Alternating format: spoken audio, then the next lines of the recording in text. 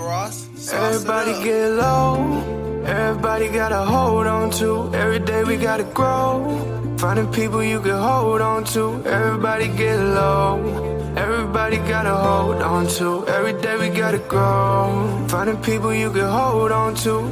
But it's time for a word with Sturg. Let's take all the pain, let's take all the hurt. Let's turn it around till the pain doesn't hurt and the world doesn't worry. We all got some problems, we all in a hurry. And now it's time for a word with Sturg. And now it's time for a word with Sturg. I've been hurting too, but I'm flipping the mood. If you deal with depression or just stuck in the blues, we can make it out like we've been stuck in some ways. You can change, elevate where you are. Know it's harder some days, but today you a start. Look in the heart, we all got peace, but don't know where to start. Time for some healing. With Sturg it'll start. Look in the heart, look in the mind. Better yourself, you'll be better with time. Don't gotta rush, it's one step at a time. Clearing the mental and freeing the mind. Everybody gotta hold on to. Every day we gotta grow, finding people you can hold on to. Everybody get low, everybody gotta hold on to. Every day we gotta grow, finding people you can hold on to. But it's time for a word with Sturg. Let's take all the pain, let's take all the hurt. Let's turn it around till the pain doesn't hurt and the world doesn't worry. We all got some problems, we all in a hurry. And now it's time for a word with Sturg. And now it's time for a word with Sturg.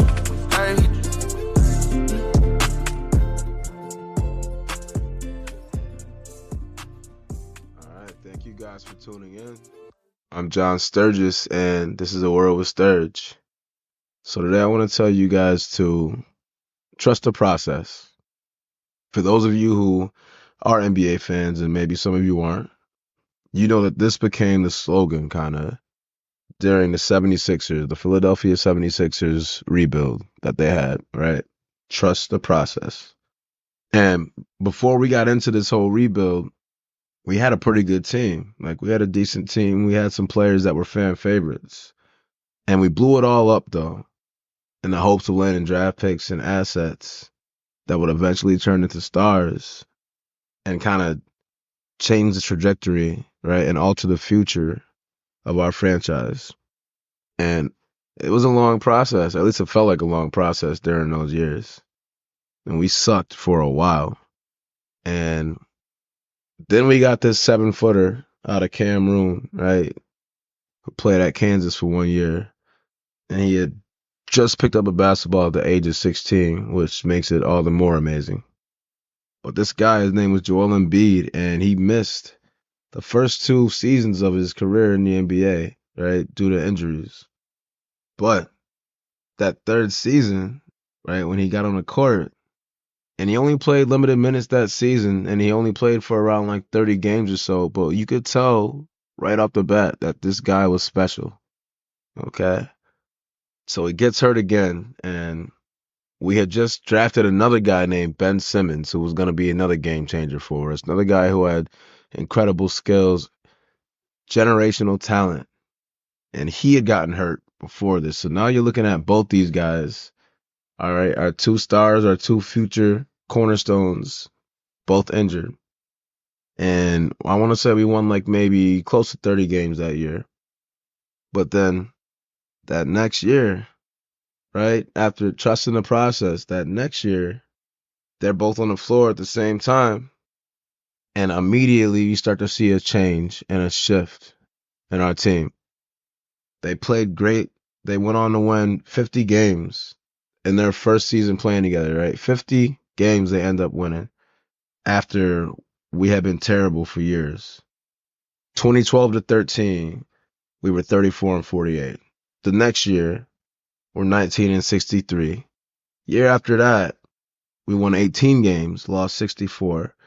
And then the next year, which was kind of like the epitome of just not being good in this whole process, right? We were 10-72. We won 10 games, and it was embarrassing.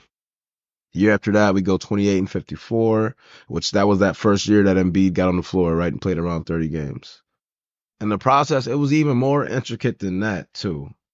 And there are other names that came and went. But in short, like we went from being a cellar dweller team, right? One of the worst teams in the NBA, if not the worst team in the NBA, to a team that was winning 50 games just about every year, finishing in the top 3 of the standings in the East every season. And we ended up finishing first one of those years too. So fast forward to today, and the only player that's left from that process era was Joel Embiid. And he's won an MVP award, arguably could have had 2 at this point. He's off of back-to-back scoring titles, and he was well on his way to winning his 3rd scoring title in a row this season and winning his 2nd MVP in a row.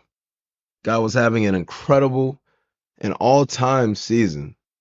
All right. I'm not going to get into all the stats because we could sit here all day on the stats, but his player efficiency rating at the time that he went down with the injury, it was the highest in NBA history. Guy was having arguably the greatest season of all time. And then he got hurt. He hasn't played in the game since January 30th. And I remember just 2 games before he had gotten hurt, at least that he had played in, he had 70 points.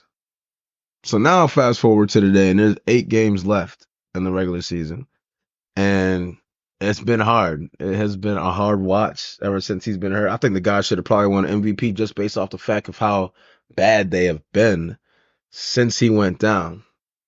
They were a top 3 team in the East all year when he was playing. Now they're the 8th seed, I believe now. Right? So we got 8 games left. Playoffs are approaching.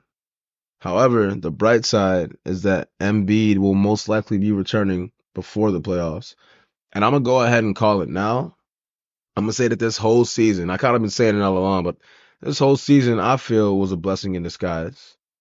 And I say that because there's nobody in the NBA that can stop a healthy Embiid.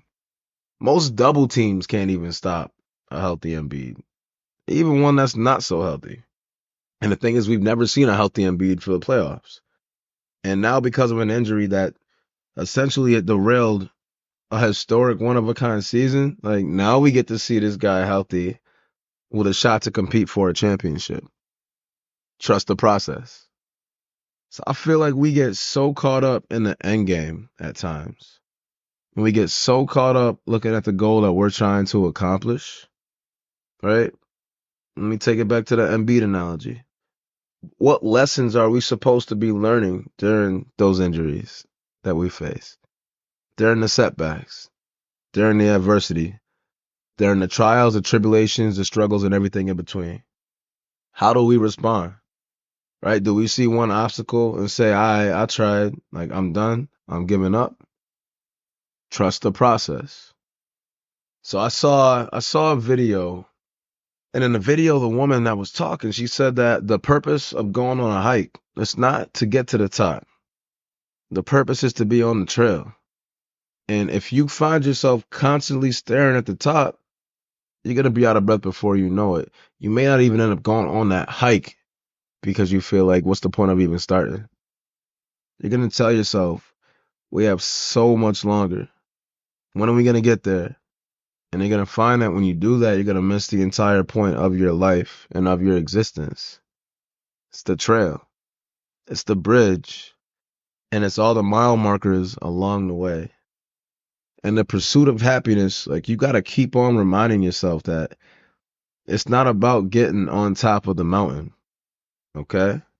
Because the top of one mountain, like that's just the bottom of another one.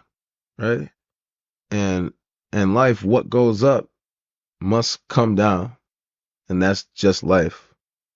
If you focus on that trail and you keep reminding yourself, though, that no matter where you are in that trail, where you are on the journey, that this is going to lead me somewhere, that right there, like that's where the meaning and the purpose come in. Trust the process. So I've invested a lot of time and a lot of energy, right, into this podcast. And at times it was exhausting and it was draining. And I was sacrificing other areas of my life to focus on all this. Looking forward to the end game, maybe. Even when I know that I started this to try and help people. to try and get people to open up, to try and get people to see that they're not alone.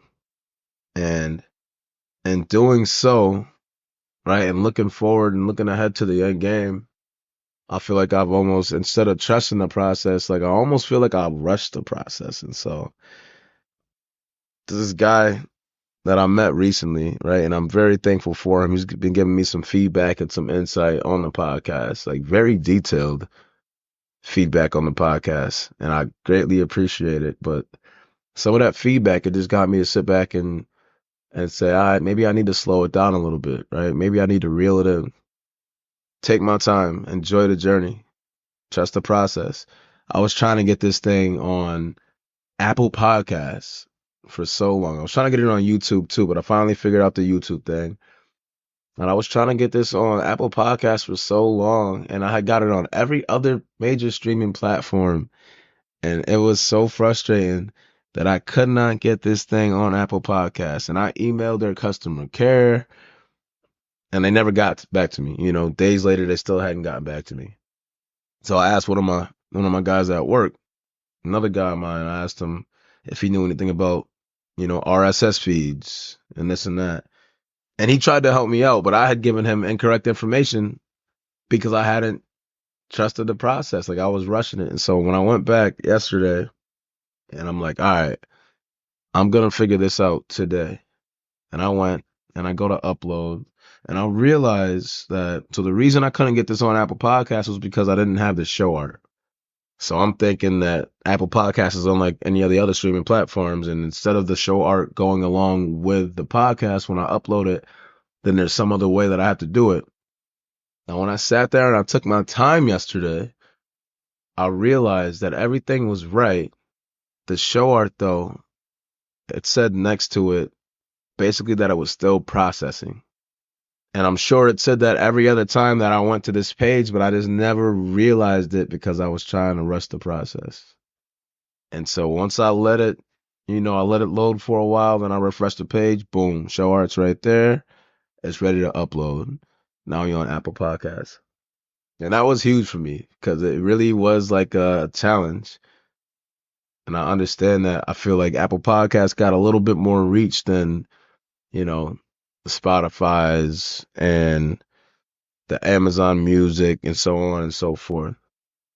Sometimes you just got to sit back, relax, right? Take a deep breath and just trust the process. And even in like the job I told you guys about that I have now where I manage at, and I told you how I had met the owner about a month after I had started my management career in the restaurant industry. And he wanted me to come work for him then, and it did not work out then. And that was okay because I'm grateful for those other 11 months that I stayed at that other job. No matter how unhappy I may have been at times, I know that I learned so much. I learned so much.